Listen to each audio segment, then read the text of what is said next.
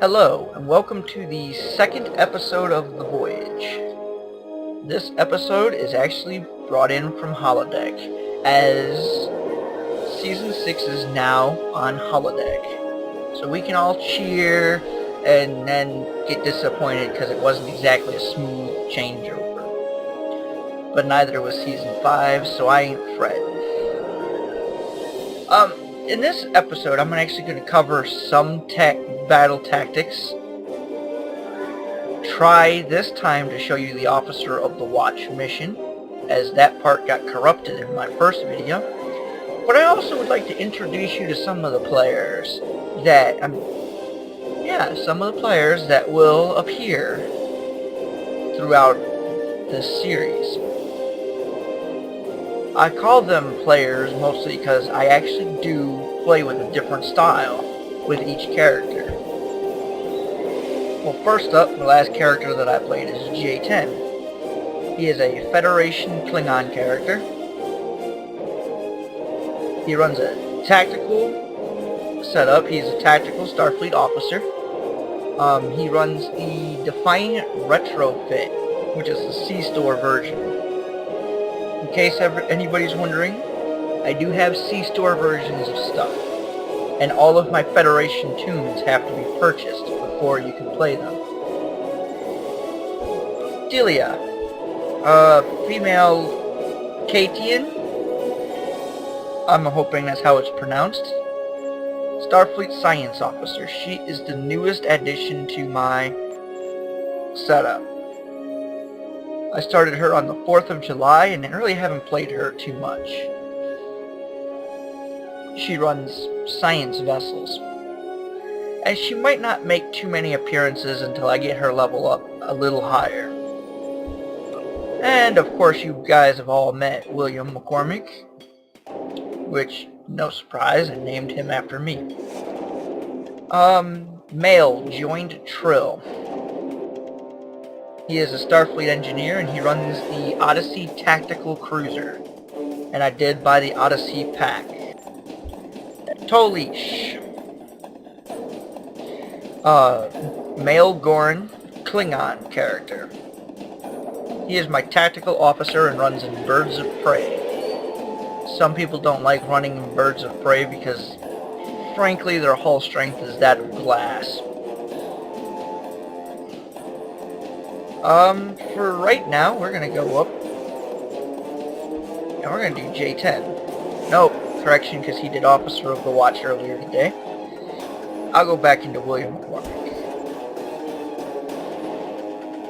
This is the Officer of the Watch.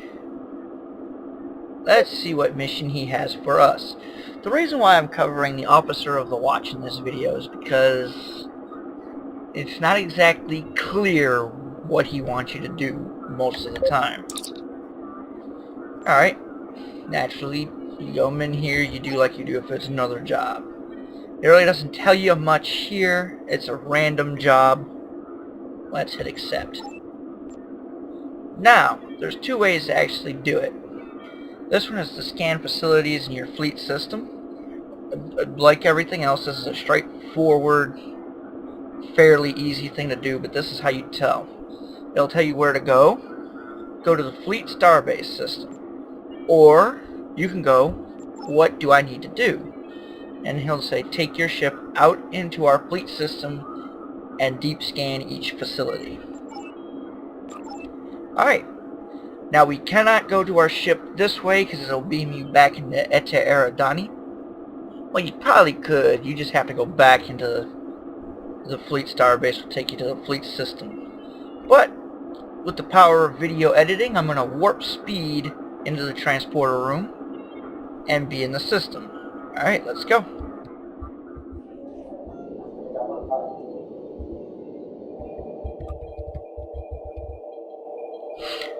I'm a little OCD on the fact that I have to be right on the pad before I click this beam to ship button.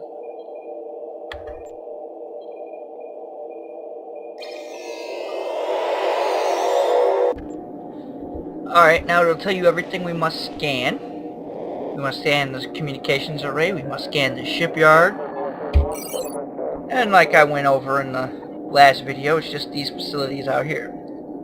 I'll go scan the shipyard and then stop the recording, finish the mission, and then start back up again when I go to turn the mission in.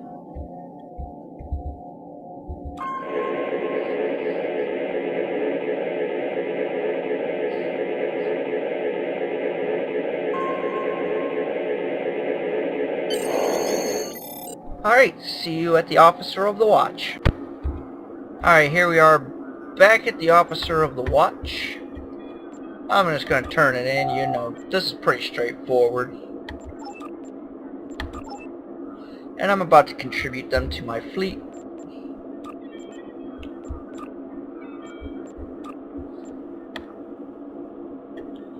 In which in my last video I talked about it telling you how much you'll earn first.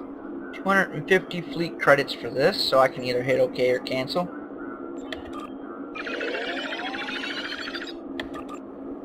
And it will tell you how many you will earn no matter what. If you go to donate a security officer, either the white or the green quality, or contraband, in which, just let me know this, is anybody else as mad as me that the turn-in confiscated contraband was bumped up so you require 5 pieces of contraband instead of just 3 like before?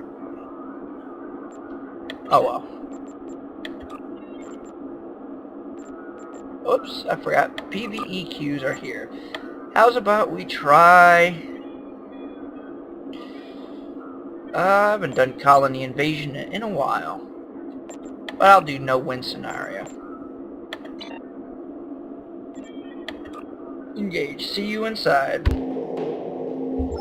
Combat Simulation 347 loaded. When you are ready to begin this challenge, approach and signal the civilian transport.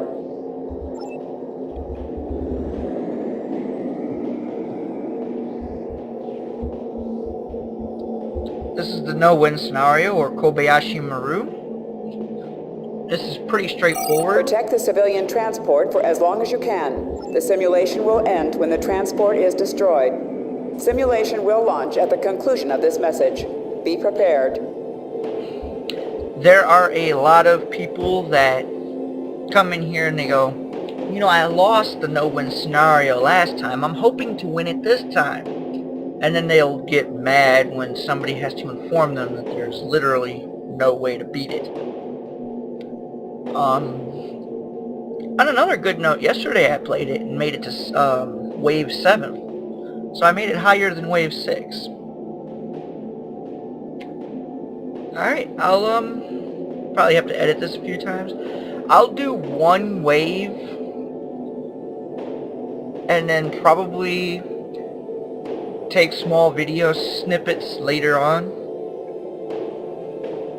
just so that the video size doesn't get too long for... Loading simulation at difficulty level 1. Doesn't get too long for this video, and it winds up getting corrupt like the last time.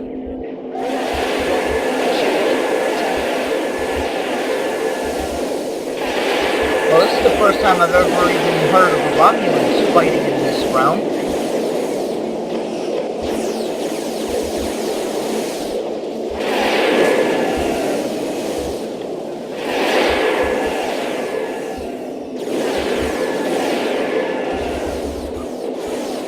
One other objection that I'm having to Season 6 updates is they took out the camera focuses on target. Well, they didn't take it out. They just added to it. So let me modify that real quick.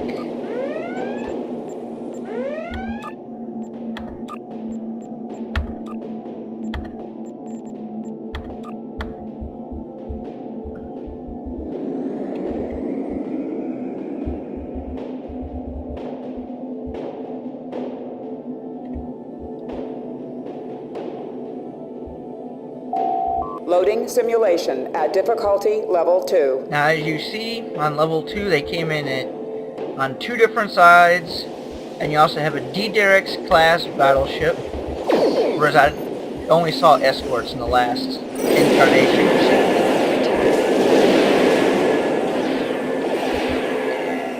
Alright, I'll cut the video out for right now, and see you later. Now, because I actually have several requests for it, I will show you the kit layout that I have. And by the way, when you have to fight the Romulans, they like to cloak, making each wave feel like it's going to last forever.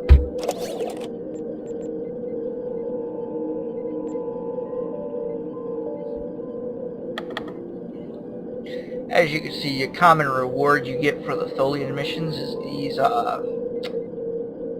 environmental suits. That one's actually better than the one that I had.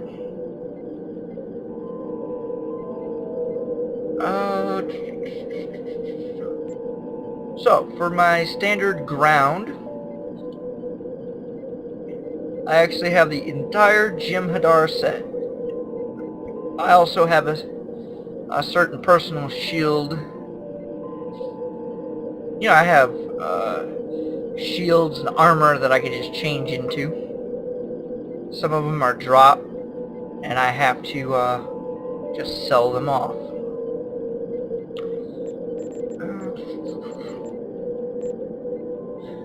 Right now I have the Anti-Proton Pulse Wave Assault Mark 11. You get this from, I think it's one of the Undine missions. It's actually a really good weapon because it has knockback, and even if the Borg adapt to it, they still get affected by knockback. My kit, I actually switch between Fabrication Specialist and Bunker Fabricator, or Bunker Fabrication. So here you go, you can read both sets.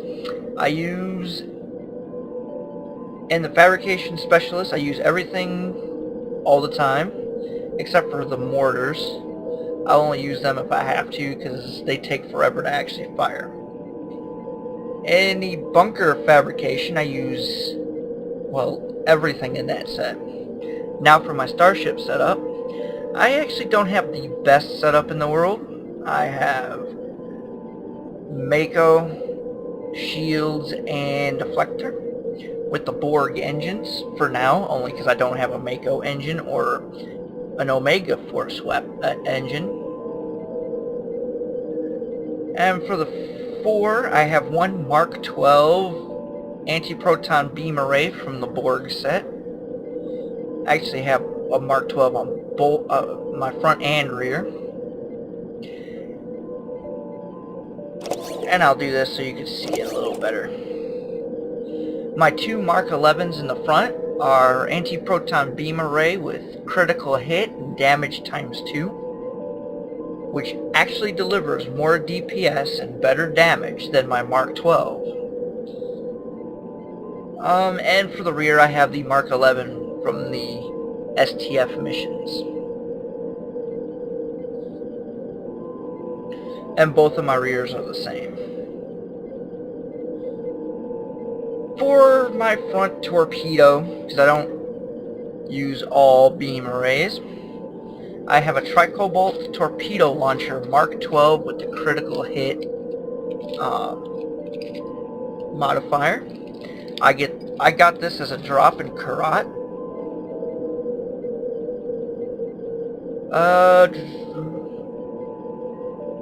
You know, it's just a very powerful torpedo.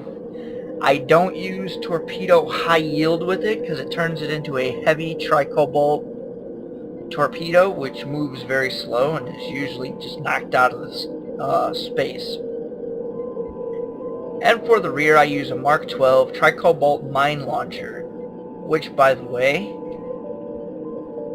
almost never gets shot down in a PvE mission, even if the Borg cube or whatever I'm fighting has fire at will for some reason. Now in the PvP zones, this is usually the first thing that gets destroyed, just because nobody wants to deal with the 2.7 seconds that their ship gets disabled. Tricobalt torpedo is 1.7 second disable, for me.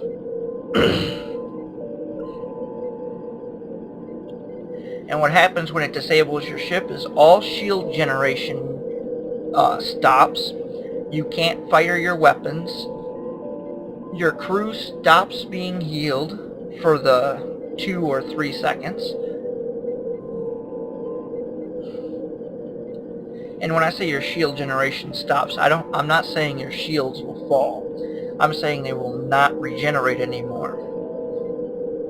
Unless you have a buff, like rotate shield frequencies. For my tactical consoles, I actually have a Mark 11 and a Mark 12 anti-proton mag regulator, which both give me a plus 24.4%. I also have my Aquarius Escort in my tactical section. I also have in my science center one emitter arrays, in which, as you can see, my Mark 10 is better than my Mark 11. My Mark 10, I will tell you, I bought off of the exchange. Nope, correction, my Mark 11 I bought off of the exchange. And then I've also got my chevron separator for science console. And for my engineering, I have my RCS accelerator Mark 11 and my EPS flow regulator Mark 11. I also have my assimilated Borg module, along as my work bees. So yes, I did buy the entire the entire Odyssey set as the bundle. And I also can have one of each battery in the device slots. I'm not telling you that this is an ideal setup, because frankly it's not. In terms of setup, it's actually on the low end of being good.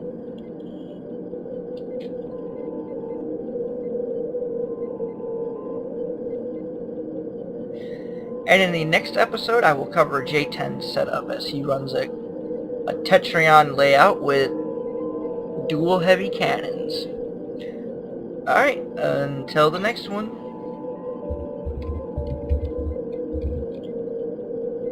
Peace. Probably should have had that ready first.